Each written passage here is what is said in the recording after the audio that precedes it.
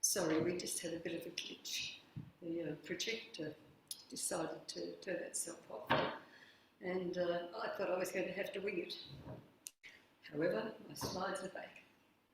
So I was quite interested in, as Rath was doing his research for his talk, on the whole concept of elders. And I thought it's really lovely to have learned about how the Aboriginal people had elders in all of their tribes or nations. And I thought, what do we do in our culture? Where are our elders of the same standing? So I thought I'd have a little exploration of that. So this is the statement that the Aboriginal people make about their elders. So where there is knowledge, there are our elders. Our elders paved the pathways for us, taught us our knowledge and our history. They pasted down their art, past I think that's meant to be, down their art, stories and wisdom. Our elders are the foundation of our community and role models for our children. So, what about us? Well, this is the definition. Being an elder is not defined by age, unlike our communities. Our elders have all got mostly this colour hair, you know, this grey stuff that somehow arrives.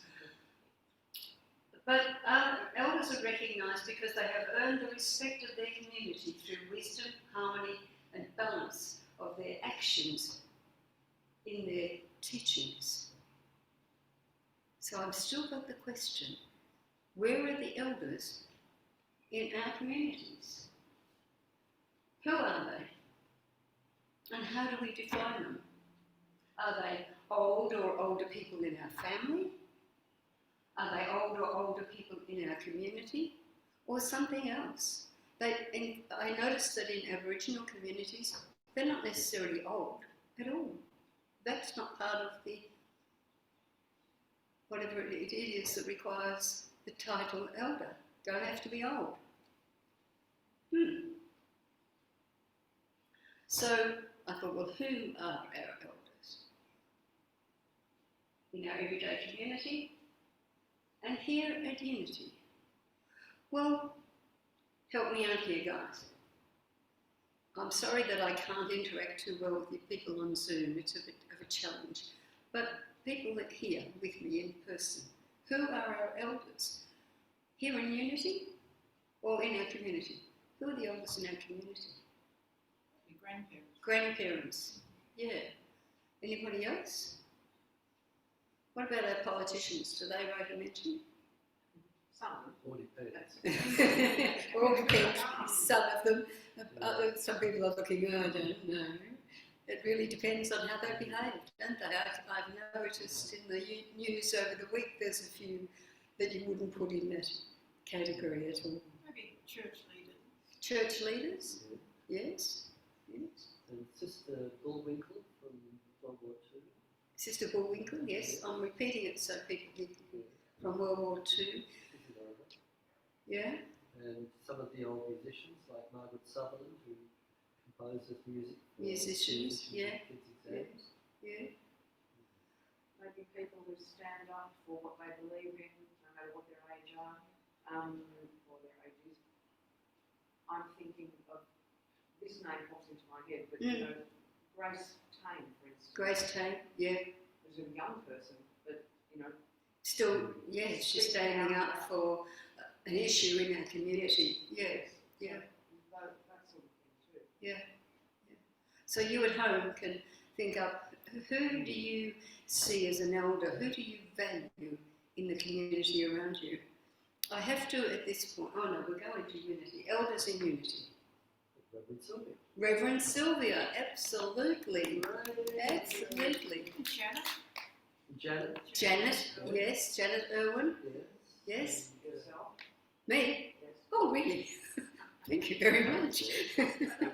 Reverend Bill? Well, certainly Reverend Bill, because I said church Yeah, yeah. Yes, that's right. Yeah. That's You're not too young. No. You know, elders, as I stated, in our Aboriginal communities, age is not part of the equation. It's never mentioned. Not in unity, but in my cafe I work, I'm the elder. I'm the oldest, and then I have a lot of experience, like compared to them, like Yeah, they're very yeah. young, like Yeah. teenager, 20s, Yeah. they don't really have much experience. Yeah. So I always like tell my story, Yeah. and for them, that's Yeah. the knowledge. Great. Yeah. I'm just sharing with those on Zoom. Miyu has just told us she is the elder in her workplace. She's not only the eldest person there, but she has the most knowledge. So she's in charge of teaching the younger people who come in how to go about serving in the cafe, The life itself, like or life skills as well. Oh, wonderful. Well done.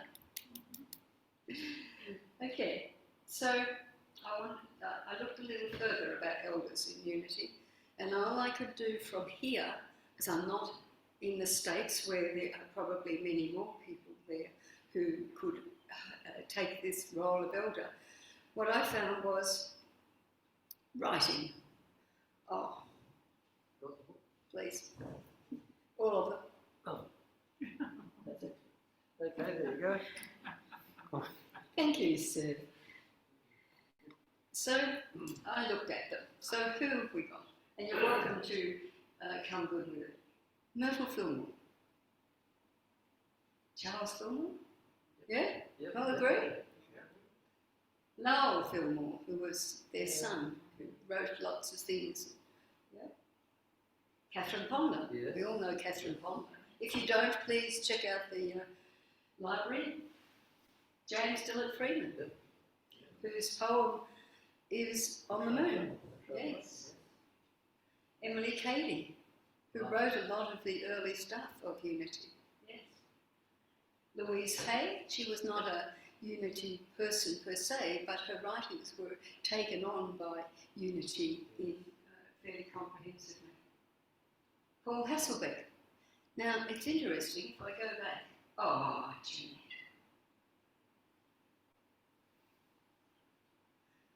The angel wings belong to all of these people.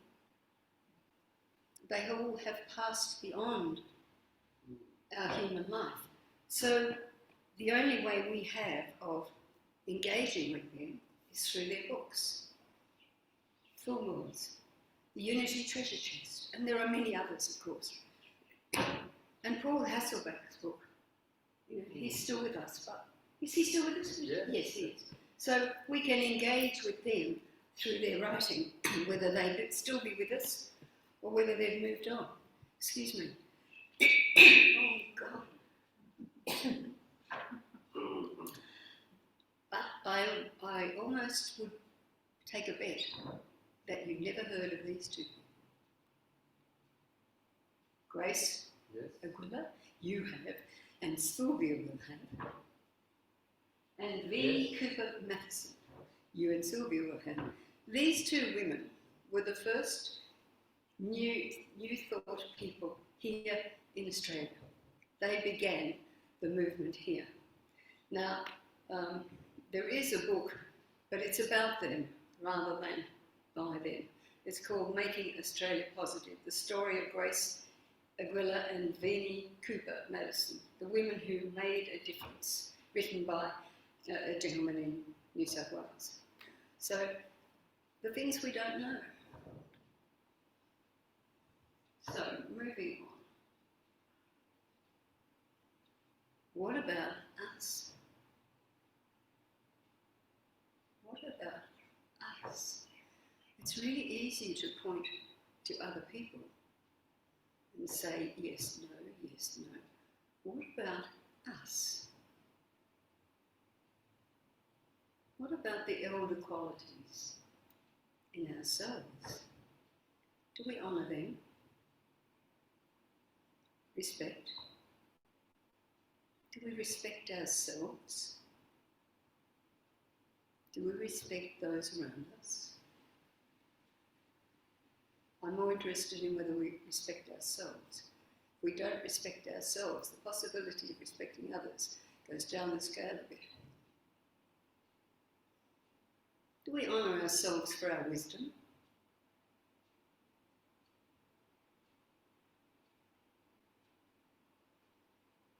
Do we honour ourselves for our ability to create harmony within ourselves, within our families, within our communities? Do we honour ourselves for our balance of actions in our teaching and sharing? Are we aware that we are always teaching? It's not just those of us who train to be teachers and stand up in classrooms. The way we interact with people, not only children, but family, all family, the communities we work in, the communities we socialise in, the way we interact with people, teachers, the way people interact with us, teachers. You come away from having spent time with somebody and you say, oh, I didn't know that. I'll remember that. Sometimes it's something worth remembering, and sometimes it may not even be truth. That's the way we are as human beings. Oh, that's it. That's all I've got to say. Oh. Thank you. Thank you, everybody, for this. Thank you.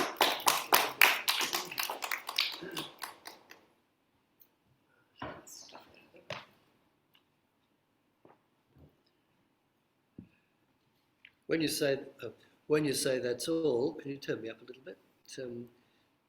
Right? Just a little bit more volume.